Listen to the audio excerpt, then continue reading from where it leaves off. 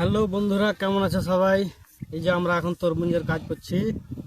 তো তোমাদেরকে আমি তরমুজ দেখাবো, কোনটা তরমুজ ভালো কোনটা তরমুজ খারাপ।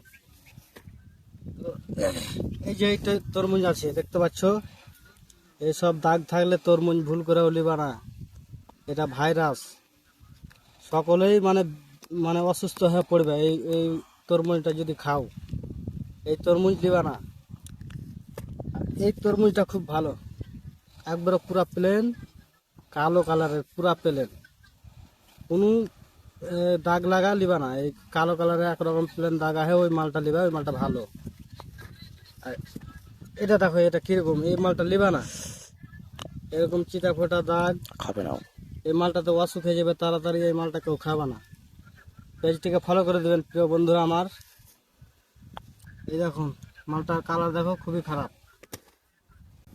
আর এই মালটার কালার দেখো, মালটার কালার খুব ভালো, মোটামুটি অনেক ভালো।